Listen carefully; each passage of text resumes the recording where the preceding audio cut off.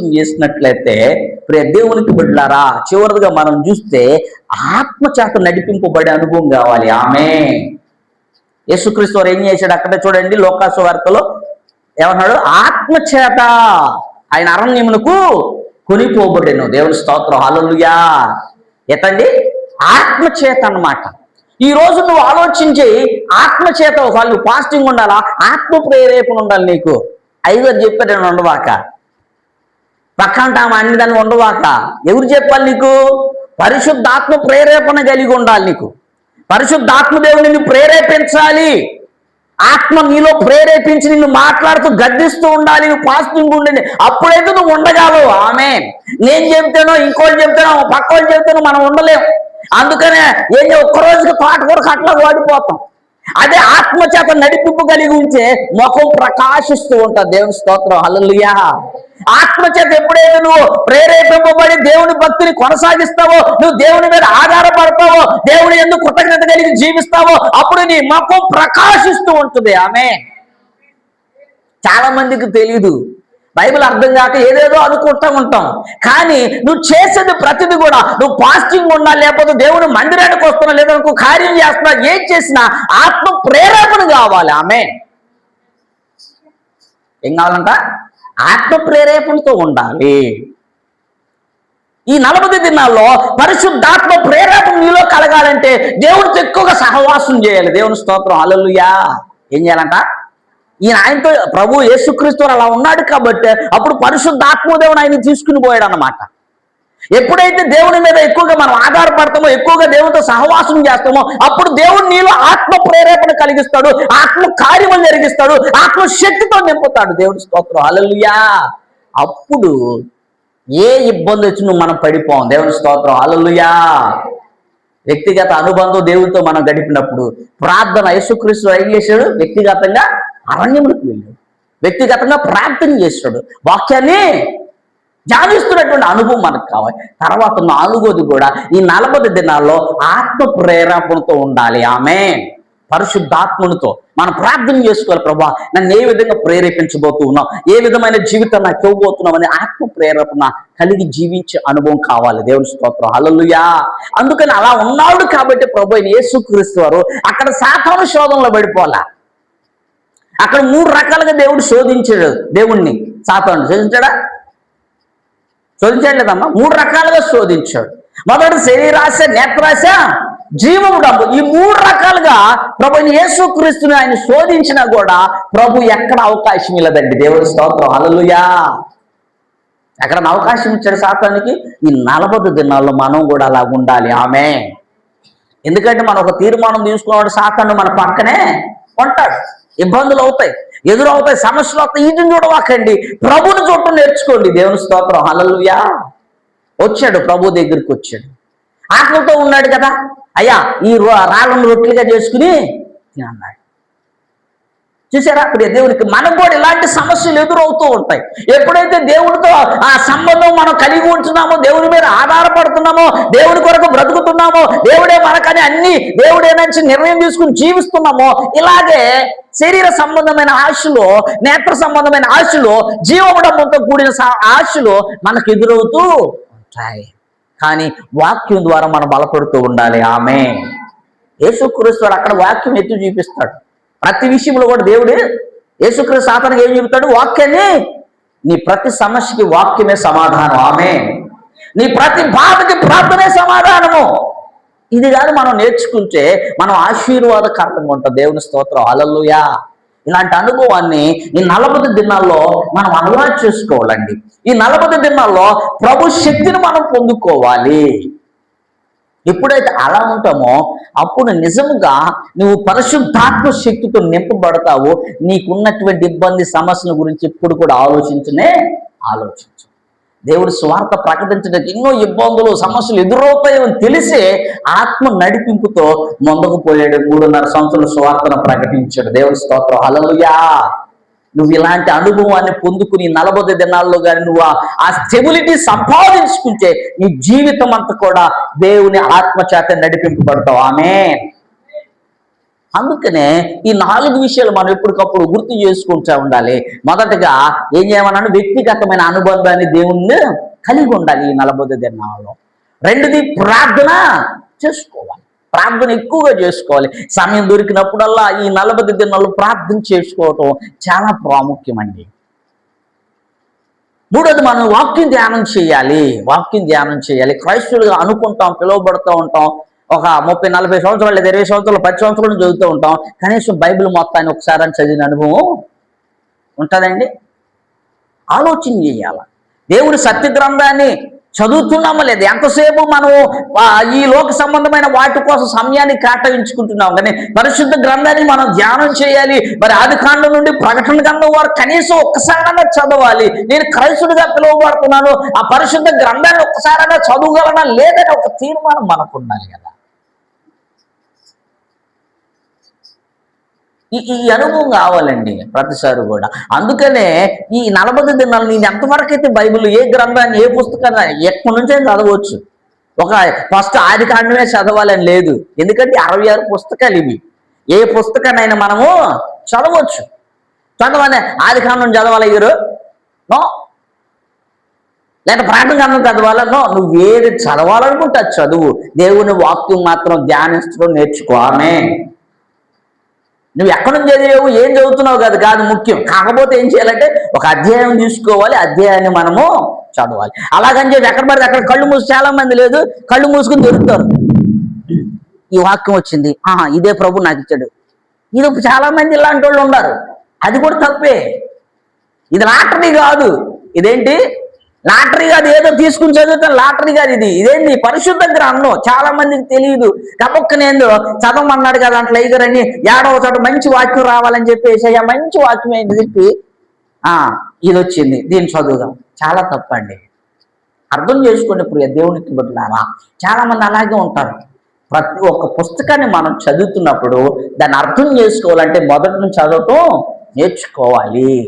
అంతేగాని కళ్ళు మూసుకుని తెరిచేసి ఈ వాక్యం ఇచ్చాడు అనుకుంటా దేవుడు, ఈ వాక్యంతో నాకు మాట్లాడతాం అనుకుంటా, అది తప్పు. ఏం చేస్తున్నావు? అది చేయకూడదు. చక్కగా ఆత్మ ప్రేరేపణతో కూర్చుని, ప్రభువా నేను ఇదిగో మత్తయి సువార్త చదవాలని నాకు ఆత్మ ప్రేరేపణ కలిగింది, ఈ సత్య గ్రంథాన్ని చదువుతున్నానయ్యా, ఇది అర్థం చేసుకునే శక్తి నాకు దయచేయి. నువ్వు చదవటం నేర్చుకోవాలి. అందుకనే లెంట్ డేస్ ప్రారంభం అవుతున్నాయి అనగానే ముందుగానే ఒక ప్రిపరేషన్కి రావాలి. మనం ఈరోజు వచ్చి చేశారు చూసండి, మందిరాన్ని శుభ్రపరుచుకున్నాను చూసారు మనము. అట్లాగే హృదయాన్ని కూడా శుభ్రపరచుకోవాలి మొదట. ఆమేన్. ఏంటమ్మా? ఈ మందిరం శుభ్రపరిచి వెళ్ళండి, గుడ్, దేవుడు మిమ్మల్ని దీవించును గాక. ఆమేన్. ముందుగానే నీ హృదయానికి ఒక ప్రిపరేషన్ ఇవ్వాలి. ఈ 40 దినాలు ప్రభువా నీ ఆత్మ నా హృదయంలో ఉండాలయ్యా, నీ శక్తి నా హృదయం మీద నింపబడాలయ్యా అనేది ఒక తీర్మానం తీసుకుని అట్రీతిగా మనం ముందుకు పోవాలండి. దేవుడి స్తోత్రం. హల్లెలూయా. ఎప్పుడు చూసినా పాడిందే పాటరా పాసి వాళ్ళ దాసుడు అన్నట్టు ఉండకూడదు. చాలా మంది అట్లాగా ఉంటారు. కాబట్టి ఆలోచన చెయ్యండి. దేవుని వాక్యాన్ని అర్థం చేసుకుని దేవుని శక్తిని మనం పొందుకోవాలి. దేవుని స్తోత్రం. హల్లెలూయా. ఏం కాదండి? దేవుని శక్తితో నింపబడాలి. అందుకనే ప్రభువైన యేసుక్రీస్తు వారు ఇక్కడ సాతానుడు చెప్పిన ప్రతి మాటకి వాక్యం ఎత్తి చూపించాడు. ఆమేన్. నీవు కూడా అంతే. నీకు ఎదురవుతున్న ప్రతి సంఘటనని వాక్యానికి సరి చేసుకుంటూ ఉండాలి. ప్రభు ఇలా మాట్లాడాడు, నన్ను బలపరుస్తాడు. దేవుని స్తోత్రం. హల్లెలూయా. వచ్చిన ఆ సమస్యను బట్టి, దేవా ఈ వాక్యంతో నాకు తెలియజేస్తున్నావు కాబట్టి ఈ వాక్యాన్ని బట్టి నేను ఆ సమస్యను అధిగమించబోతున్నా. ఆమేన్. నీ మాటను బట్టి దాని మీద యుద్ధం చేయబోతున్నా. ఆమేన్. నీ మాటను బట్టి లేదా నీవిచ్చిన కలంతును బట్టి, నీవిచ్చిన ప్రార్థన ఆత్మను బట్టి ఈ సమస్య మీద నేను విజయం పొందుకోబోతున్నానయ్యా. ఆమేన్. ఇలాంటి అనుభవంతో, అలాంటి ఆత్మశక్తితో ముందుకు పోవాలా. అందుకే ఈ 40 దినాలు దేవుడు మనకిస్తున్నాడు. ఆమేన్. ఈ 40 దినాల్లో ఎంతగా మనం ఆధ్యాత్మికంగా బలపడతామో అంతగాను దేవుడు మన ద్వారా కార్యాలు చేయబోతున్నాడు. ఆమేన్. దేవుని స్తోత్రం. హల్లెలూయా. కాబట్టి ఇప్పుడు దేవునికి బిడ్డలారా, ఉన్న అపోహలను పక్కన పెట్టేసేయండి. తిన్నామా తినలేదు ఎన్ని ఆలోచన చేయకుండా ఆధ్యాత్మిక బలపడటానికి సిద్ధపడండి. దేవుని స్తోత్రం. హల్లెలూయా. ఏం చేయాలట? ఆధ్యాత్మికంగా బలపడటానికి సిద్ధపడండి. దేవుని శక్తిని పొందుకోవడానికి సిద్ధపడండి. అప్పుడు మనం దారి తప్పము, శ్రమలను బట్టి పడిపోము, శ్రమలను బట్టి తొలగిపోము, దేవుని ఆత్మచేత నడిపింపబడతాము. ఎన్ని శ్రమలు, ఎన్ని ఇబ్బందులు వచ్చినా వాటన్నిటిలో విజేతగా నిలబడతాం. దేవుని స్తోత్రం, హల్లెలూయా. అలాంటి అనుభవం ప్రతి క్రైస్తుడు పొందుకోవాలండి. అలాంటి అనుభవం ప్రతి క్రైస్తవుడు సంపాదించుకోవాలి. అందుకనే ఈ రోజున యేసుక్రీస్తు వారి గురించి మనం ఆలోచన చేద్దాం. ఆయన పరిచర్యకు ముందు చేసినటువంటి గొప్ప క్రియలు, కార్యాలు ఇవి. సాతానికి ఎక్కడ తావీలా, చూసారా? సాతానికి ఎక్కడ తావీలా. క్రైస్తవులుగా ఉన్న మనము సాతాను చూసి భయపడకూడదు. అసలు మనం సమస్యను చూసి భయపడకూడదు. నీలో ఉన్న శక్తిని చూసి నువ్వు ధైర్యంగా ముందుకెళ్ళాలి. ఆమేన్. ఆయన అన్నాడు కదా, లోకంలో ఉన్నవాడు కంటే నీలో ఉన్నవాడు శక్తి గలవాడు, గొప్పవాడు. అలాంటి ఆత్మను మనం ఆడిపోయకూడదు. ఈ 40 దినాల్లో ఉన్న ఆ ఆత్మను రగిలిద్దాం. దేవుని స్తోత్రం, హల్లెలూయా. ఆత్మ చేత వెలిగింపబడదాం, ఆత్మశక్తితో నింపబడదాం. ప్రతి ఒక్క ఆత్మ దేవుని శక్తితో నింపబడి ఈ లోపల ప్రకాశించే వారికి ఉండాలని ప్రభు పక్షాన మనం చేస్తూ ఈ మాటల ద్వారా దేవుడు మనల్ని బలపరిచి స్థిరపరిచి ముందుకు నడిపించును గాక. ఈ వాక్యము ద్వారా దేవుడు మనతో మాట్లాడి మనం సరిచేయును గాక. ఆత్మశక్తితో దేవుడు మనల్ని నింపుడు గాక. ఆమేన్. ప్రార్థన చేసుకుందాం. అందరి తల నుంచి కళ్ళు మూసుకుందాం, ప్రార్థన చేసుకుందాం. ఈరోజు ఒక్కసారి తీర్మానం తీసుకుందాం. నిజమే కదా ప్రభువా, ఎన్నో సంవత్సరాల నుంచి ఈ యొక్క 90 days ని, ఈ యొక్క శిలువ ధ్యాన ఆరాధనలు మేము జరిగించుచున్నాం ప్రభువా. ఆత్మ నడిపింపు మాకు కావాలి. ఈ రోజు విన్నాం, ఆత్మ ప్రేరేపణతో మేము చేయటానికి కృప చూపించయ్యా. వ్యక్తిగతమైన అనుబంధం మేము నీతో పెంపొందించుకోవాలి నాయన. ప్రార్థనా శక్తిని మేము పొందుకోవాలయ్యా. అయ్యా మరి ప్రభువా నాయన, నీ సాక్షులుగా మేము ఉండాలయ్యా. నాయన నీ వాక్యాన్ని ధ్యానం చేసే అనుభవం మాకు కావాలి ప్రభా అని ప్రాధేయపడి ప్రభువుని అడుగుదాం. దేవా స్తోత్రం, స్తోత్రం, స్తోత్రం, హల్లెలూయా, హల్లెలూయా. పరిశుద్ధుడా నీకే స్తోత్రం నాయన. ఎన్ని సంవత్సరాల నుంచి ఇదే విధమైన వైఖరిలో ఉన్నాం కానీ మాలో ఆత్మీయ అభివృద్ధి లేదు నాయన. ఆత్మీయ జీవితంలో బలపడలేని స్థితిలో ఉంటున్నాం. దయతో మమ్మల్ని క్షమించి ఈ రోజు నుంచైనా ప్రభా నీ ఆత్మ సాక్షిగా మమ్మల్ని నింపండి. నీ పరిశుద్ధాత్మకు అభిషేకించండి. నీ పరిశుద్ధాత్మ మాకు సహాయం దయచేయండి ప్రభువా. దేవా స్తోత్రం, స్తోత్రం. నిజముగా ప్రార్థన పరుడుగా నేను ఉండాలైనా, ప్రార్థన పరుడుగా నేను ఉండాలైనా, నీ శక్తితో నేను నింపబడాలయ్యా. అయ్యా నీ వాక్యాన్ని ధ్యానించి అర్థం చేసుకునే మనసు నాకు కావాలి ప్రభువా. పరిపూర్ణమైన క్రైస్తుడిగా, పరిపూర్ణమైన విశ్వాసిగా, నమ్మకమైన క్రీస్తు బిడ్డగా నేను జీవించాలయ్యా. ఈ 40 దినాల్లో నాయన నీతో నేను సహవాసం చేయాలి ప్రభా. నీతో అడ్డు కట్టబడాలి ప్రభా. అయ్యా నీతో కలిసి నేను ప్రయాణం చేయాలి, నీతో కలిసి సహవాసం చేయాలి, నీతో కలిసి ప్రార్థించాలి ప్రభా అనే ఒక తీర్మానం మనం తీసుకుందాం.